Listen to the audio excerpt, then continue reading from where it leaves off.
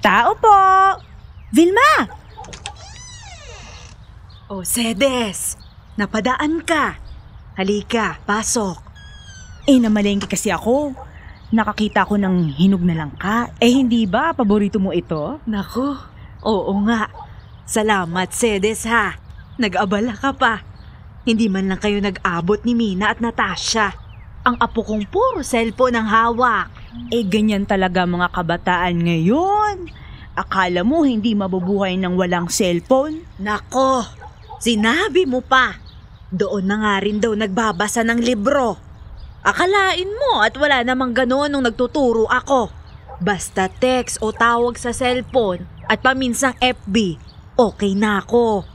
Ay sana dalasan naman ng anak at apo mo ang pagdalaw sa'yo. Para naman hindi ka nalulungkot lalo pat retirado ka na. Sana nga. Ay pasensya na at naantala na kita. At nakwentuhan na yata kita ng husto. Naku! Hindi! Imbitahin din talaga kita kasi yung grupo nating mga seniors, may libreng pa-aerobic sa plaza. Sponsor dong isang barangay kagawad. Punta ka ha? Aerobics? Hindi naman ako marunong noon, Cedes. Maari bang hindi? May magtuturo sa stage. Basta, dadaanan kita bukas ng 8:00. Lumabas-labas ka naman dyan sa bahay mo. Ikaw talaga, Cedes. Uwi muna ako ha. At kailangan ko na magluto ng tanghalian. Bukas na lang. O siya, ingat. Salamat dito sa langka.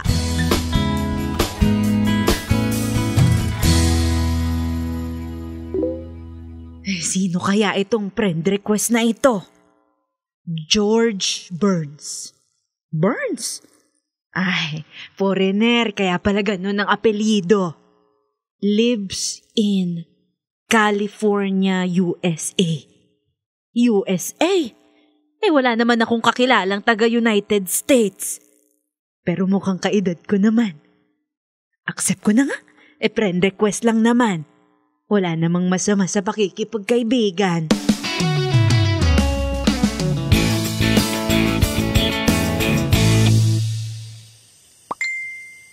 Sino naman kaya ito? Patulog na lang ako't nag-message pa. Hey, Vilma. How was your day? I hope as lovely as you are.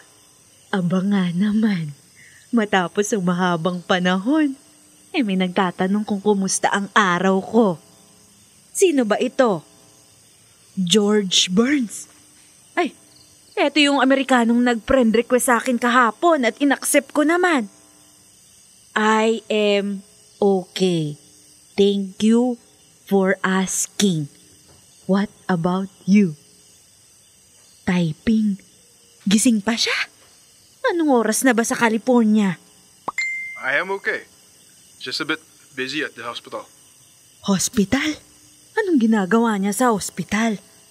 What are you doing in the hospital? Are you okay? I am a surgeon, Vilma. Look, I know you want to get to know me better. I want to know more about you as well. Do you have Viber? Can we talk there? Yes, I have Viber. Ibigay ko na nga ang number ko. Aba wala akong kaibigang doktor. Taga-ibang bansa pa.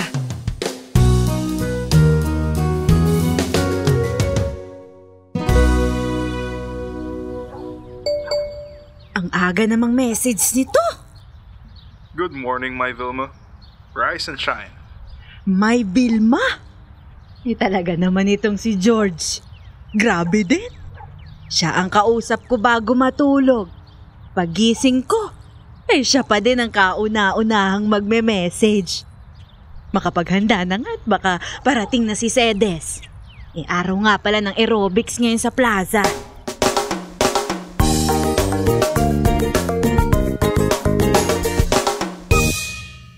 Naku, Cedes! Pasensya ka na ha. Ayos ka lang ba dyan? Sandaling-sandali na lang, patapos na akong magbihis. Wag mo akong intindihin. Ayos lang ako. Maaga pa naman, Vilma. Kalapit lang naman ang plaza. Ilang minutong lakad lang.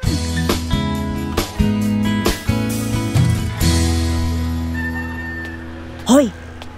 Vilma! May napapansin ako sa'yo. Ano naman yun, Sedes? Parang ang ganda ng aura mo ngayon. Masaya.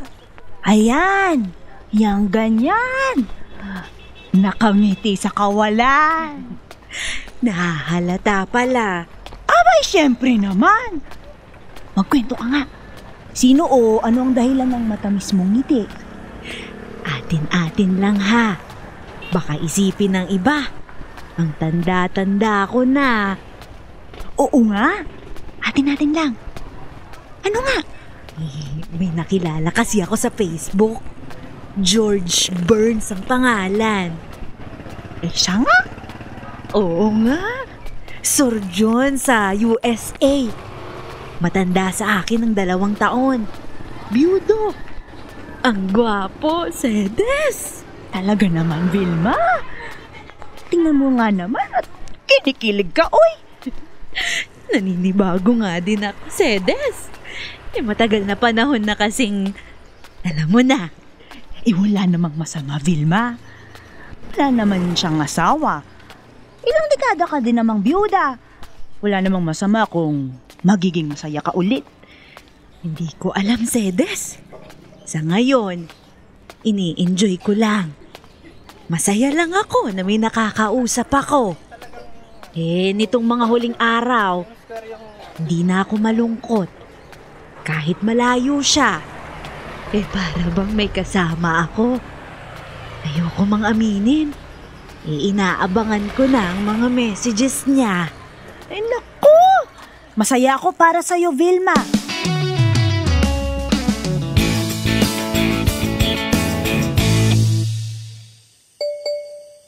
May message ulit si George. My Vilma, I find myself thinking about you a lot.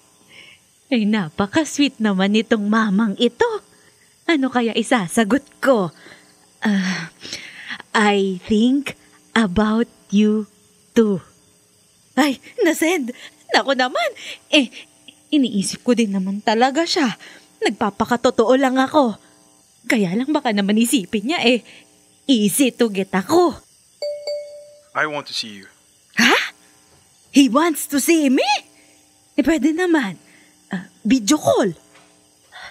Let's have a video call. Naku, dapat pala nakapagpaday ako ng buhok. No. I want to see you in person. I want to be able to touch your beautiful face, kiss your lovely lips, stroke your hair. I want to do all those to you, my Vilma. And so much more. I will go to the Philippines. Jesus Mariosep! Pinagpawisan ako bigla. Napakabilis naman. Hindi ko pa nga nasasabi kay Mina. Ano kayang sasabihin ng anak ko?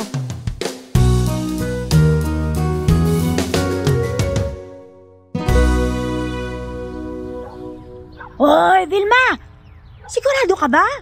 Hindi ka talaga sasama sa akin mag-aerobics ngayon? Hindi muna, Sedes. May sakit ka ba? Wala naman. Bakit parang matamlay ka? Si George kasi. Naalala mo yung ikinuwento ko nung minsan sa'yo. Ay, oo naman. Yung kachat mong doktor sa California? Yung huling chat niya. Pupunta daw siya dito para makita ako. Abay siya nga! Kailan daw ang dating niya? Yun na nga. Pagkatapos nung huling chat niyang yon, 3 araw na wala pa ring chat. Nakailang message na ako pero hindi man lang niya nababasa. Baka naman busy lang sa ospital. Hindi ba't sabi mo doktor yon? Baka madaming pasyente. Baka nga. Kaya nga hindi muna ako mag-aerobics. Baka biglang mag-message. Gusto ko mabasa ko agad. Siya na.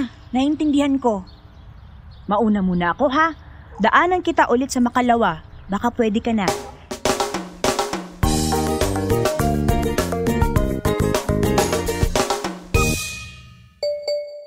Si George, sa wakas.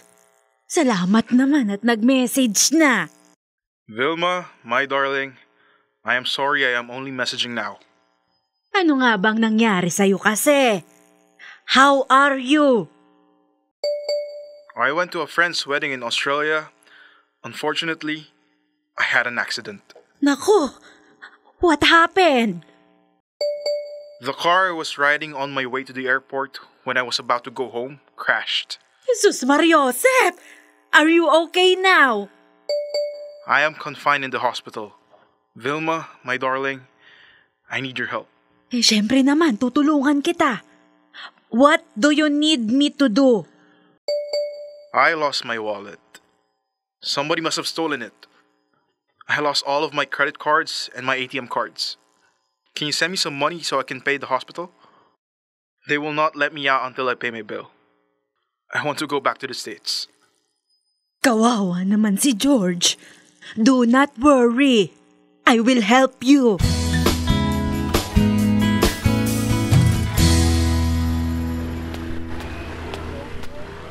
Vilma! Saan ka galing? Mercedes, ikaw pala. Nako, diyan sa Money Remittance Center sa kanto. Ay kamusta na si George? Naku, Sedes. Na-aksidente si George ko. Kaya pala hindi ko makontak. Ay siya nga. Kamusta na daw? Maayos naman na. Palabas na nga ng ospital. Kaya lang, nanakawan.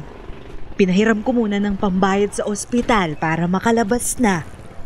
Magkano naman ang pinahiram mo? 200,000? Mabuti na nga lang at nakuha ko na ang retirement benefit ko. May nadukot ako agad-agad.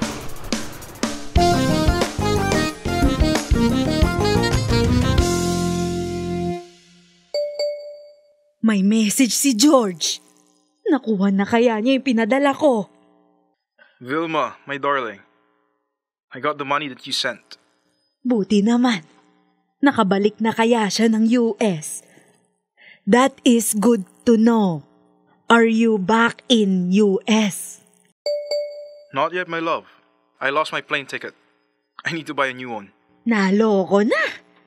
Naku, kung wala siya sa ospital, nasaan na kaya siya? Where are you staying? I am at the hotel. Vilma, my darling, I am very embarrassed, but I need your help again. Naku naman. Huwag ka nang mahiya. What help do you need? Please send me money so I can pay the hotel and buy a plane ticket to the States. Naku, magkano kaya ang kailangan niya? How much? Only half of what you sent me last time.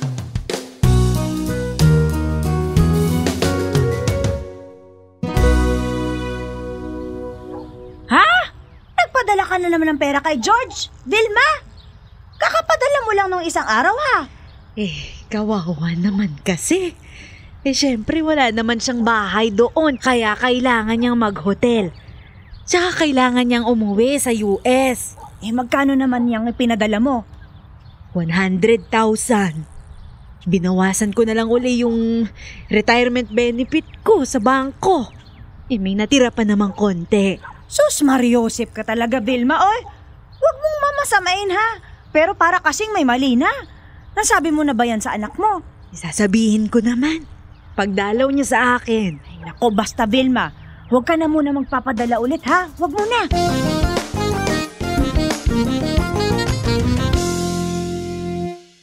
Nakabalik na kaya si George sa US? Wala namang message. May message nga.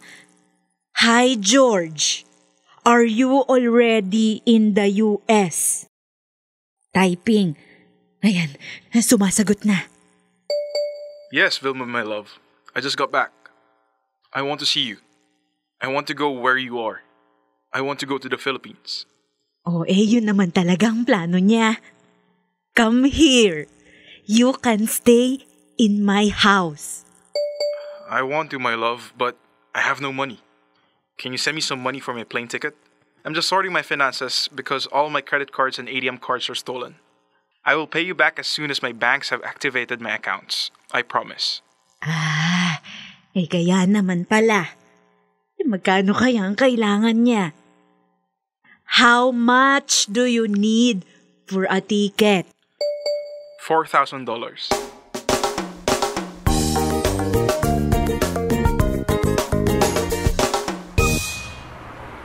Sedes, salamat dahil sinamahan mo ako ha. Ikaw lang talagang maaasahan ko eh. Siyempre naman. Gusto ko din makita si George ng personal.